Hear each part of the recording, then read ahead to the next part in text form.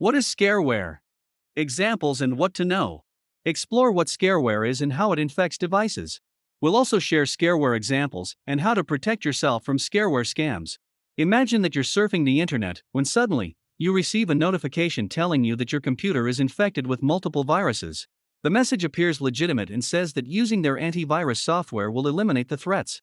But in reality, all it does is allows worthless or malicious software to install on your device. This is just one of many scareware example scenarios users have encountered over the years. But exactly what is scareware? And why is it something that all users should be aware of when using the internet? What is scareware?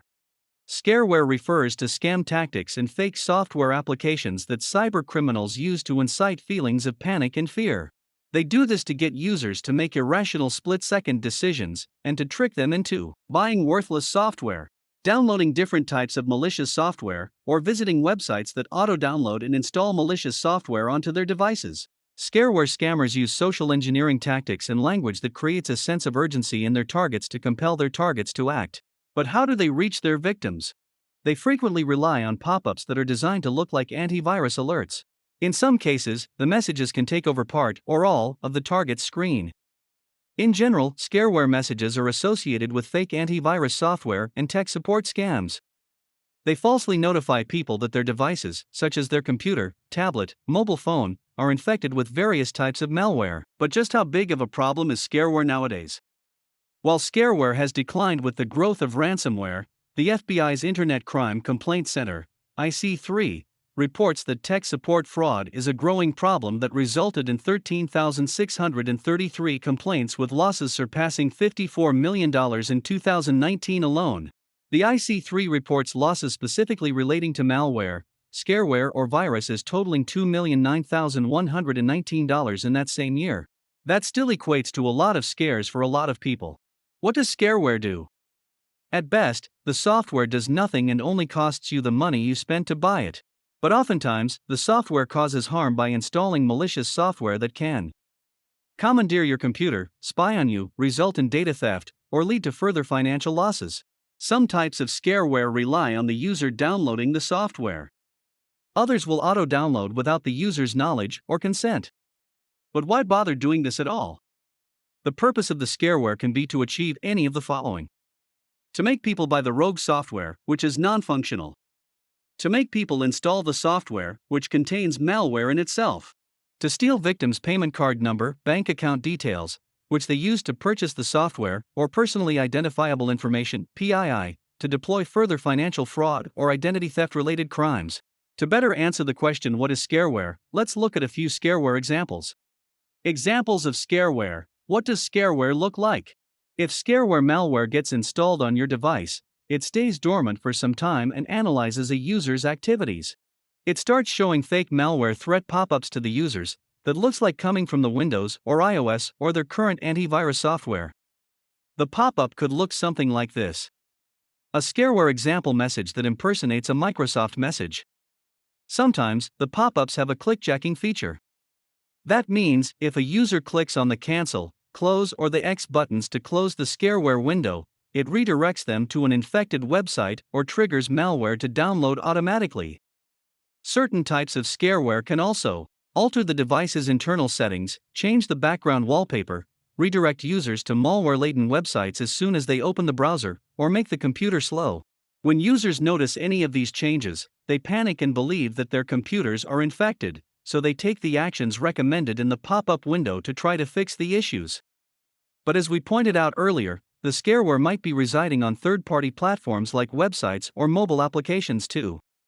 That means you can encounter such a scareware pop-up when you visit certain websites that will try to get you to install a scareware application onto your device. The ad might be a small dormant banner, or it could take up the whole screen and makes you unable to access the website's content. The image illustrates how the scareware takes over the entire screen when you open an infected website. Scareware examples. Although the scareware program's goal is the same, that is, to scare users in order to defraud them or get them to download malicious software, each scareware program is made differently. This is the list of all scareware examples: smithtechres.com, fake antivirus, and antispyware.html. Some past popular scareware examples of fake antivirus and anti-malware solutions include Spy Sheriff, XP Antivirus or Antivirus XP, ErrorSafe, Antivirus 360, Antivirus 2009, PC Protector, Mac Defender, Drive Cleaner, WinFixer, Win Antivirus, Spyware Protect 2019.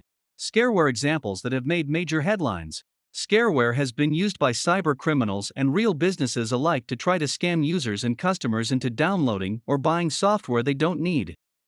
Let's consider a few quick examples. Office Depot and Support.com carry out a decade-long tech support scam. While you'd expect underhanded tactics from cyber criminals, you wouldn't necessarily assume the same thing from a legitimate organization like Office Depot. The Federal Trade Commission reports that Office Depot and tech support company Support.com, Inc. were ordered to pay a total of $35 million in settlements with the Federal Trade Commission, FTC, in 2019. The settlement aimed to refund consumers for fraudulent services they purchased over nearly a decade. The company required its employees to run a rigged PC diagnostics check known as PC Health Check, which bleeping computer reports allowed them to sell unnecessary tech repair services. Furthermore, employees had daily quotas for PC repair services that they were expected to meet. The warnings would be activated if users indicated any of the following. The Office Depot and Support.com incorporated PC Health Check software program would result in false malware reports. Hacker uses Minneapolis Star-Tribune website to carry out scareware attacks. In 2018, the U.S. Department of Justice reports that Latvian national Pēteris Sahirovs pleaded guilty to being part of a scareware hacking scheme between May 2009 and June 2011. Part of that time was spent giving technical support to the scheme that targeted visitors to the Minneapolis Star-Tribune's website. Sahirovs admitted to receiving upwards of $250,000 for his years-long participation in the scheme. As the DOJ reports, according to admissions made in connection with his plea, from at least May 2009 to June 2011, Sahirovs operated a bulletproof web hosting service in Latvia, through which he leased server space to customers seeking to carry out criminal schemes without being identified or taken offline. The defendant admitted that he knew his customers were using his servers to perpetrate criminal schemes, including the transmission of malware, fake antivirus software, spam, and botnets to unwitting victims, and he received notices from internet governance entities, such as Spamhaus, that his servers were hosting the malicious activity. Nonetheless, Sahirovs admitted he took steps to protect the criminal schemes from being discovered or disrupted and hosted them on his servers for financial gain. Chronopay tied to massive scareware campaign. Chronopay, a Netherlands-based company that was once hailed as Russia's largest online payment processor, was tied to various scareware schemes. This includes Apple-focused scareware threats like Mac Security and Mac Defender. A report by Brian Krebs of Krebs on Security shows that Chronopay was a major player in the fake antivirus and scareware market as a whole. In addition to handling payments for many well-known and controversial scareware and fake antivirus companies, Chronopay also paid for their support and hosting as well. Krebs, who reports having access to leaked Chronopay documents, says that the documents indicate that Chronopay itself owned many such scareware companies and paid for their domain names and other operations.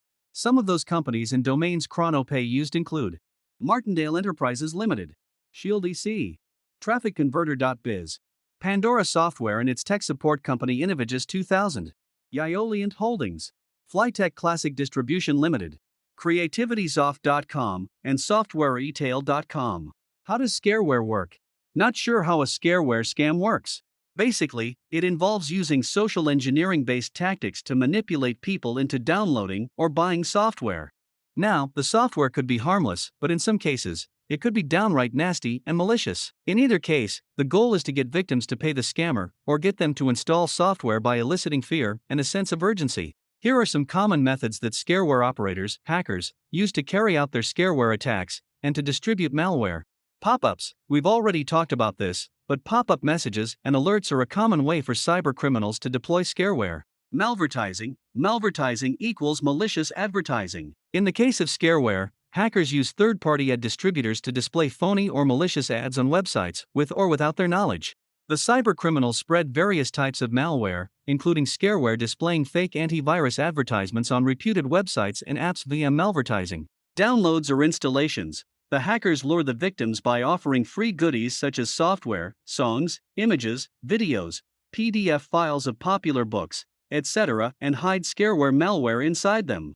They might also make replicas of popular apps and software to trick users into downloading them instead of the legitimate ones. Phishing emails. The attacker sends you a phishing email with a warning that your device is infected and offers you rogue antivirus software or tech support. They might also send you emails impersonating a company or person you trust and send the scareware malware as an attachment. The attachment looks like a benign purchase receipt, transaction document, business file, or free media file. But when you click on it, scareware downloads onto your device. Infected websites. The attackers make websites that capture users' attention, and when users visit such sites, the scareware pop-ups take over the screen. What happens to the scareware victims? Let's find out what happens if you fall for such a scareware attack. 1. You get useless software. Okay, while it's not ideal, this isn't as bad as some other scenarios that we'll talk about momentarily. With this type of scareware, you end up paying for fake and worthless software that doesn't perform any of the promised malware detection and removal services. 2. You pay money for fake tech support. You might make the call on the given number. They provide the fake virus removal service, fake because your PC is not infected in the first place, and you pay for it. 3. Cybercriminals steal your payment card info. When you make a payment for buying the fake anti-malware software or tech support, the hacker steals your payment card number or bank details. They misuse this data to deploy financial fraud in the future. 4. Cybercriminals steal your personally identifiable information, PII. Before buying the fake software or service, you might be asked to fill a form with your PII such as name, phone number, physical address, email address, date of birth, type of device you are using, etc. Sometimes hackers collect this information and sell it to marketers or other hackers on the darknet. 5. You install malware onto your device. Like the last example, this scenario also spells disaster for you. The fake antivirus program itself can be a malicious Trojan horse. Once you install it on your device, cybercriminals can use your device as a botnet to execute other cybercrimes. Install spyware that takes a screenshot of your activities and blackmail you into leaking your sensitive data if you don't pay the extortion money. Steal your credentials and other sensitive information. Install ransomware on your device that encrypts the files or locks the device and allows them to demand ransom to get back the access. Spread malware to all of your other files, software, applications, and the operating system. Spread virus via your Wi-Fi and infect other connected IoT devices on your network. Take control of your email client and send a phishing email to your contacts. Access your social media profiles and send malware-loaded attachments to your friends or ask them to transfer money from your profiles. How to protect yourself against scareware. Follow these steps if you encounter scareware. 1. Install robust security software on your device. A security software, that is, antivirus, anti-malware, anti-spyware, firewall, etc., is your first line of defense against scareware. It scans your device in real time, detects, and removes many types of malware, including scareware. When you accidentally or intentionally try to visit a scareware-laden site, the good security software blocks these websites and downloads or shows you an alert notification. 2. Use common sense. Just because you see a pop-up window, email, or an ad banner telling you that your device is infected with viruses, you shouldn't automatically believe it. Never download or install any unknown security software, or call tech support number believing such pop-ups even if you see signs of malware infection. Instead, download and scan your device for free only with some reputed and trusted antivirus programs like Komodo Antivirus. 3. Close the window and quarantine your device. Don't use the X, cancel, or close buttons to close the window. It might trigger automatic malware downloads. Instead, close your browser by pressing Ctrl-Alt-Delete. If you see a scareware window and can't get rid of it, disconnect your device from Wi-Fi and all other connected IoT devices, like your printer, scanner, router, etc. Then, open the device in safe mode and scan it with a trusted antivirus program. If that doesn't work, you can turn your computer to a reliable tech support center or professional in your area. 4. Wipe your device's memory. This should be your last option, and is something you can employ if you have scareware on your device. Use it if the scareware infection is spread in a way that you can't open any files, browser, or access anything, and the security program and tech support professional can't solve the issue. By wiping out the device's memory, you will lose all the saved data of your device, and won't be able to recover anything after that. But on the other side, you will be able to get rid of all the scareware traces and save your device. To reset your phone to its factory settings, select the phone manufacturer to follow the reset steps. Samsung Galaxy, Motorola, Nokia, Nexus, Sony, Apple. Final words on scareware. Not everyone is tech savvy and aware of various cyber threats. But after reading this article, you know what scareware is, and that if you see a potential scareware notification, you shouldn't panic or make a fear-based decision. The best defense against the scareware is to be vigilant, not click on or otherwise engage with unsolicited messages or pop-ups, and to use a strong antivirus/anti-malware solution. Be sure to share this article with your friends and relatives so that they know what scareware is and so they can explore the scareware examples and take rational steps if they encounter these scam tactics.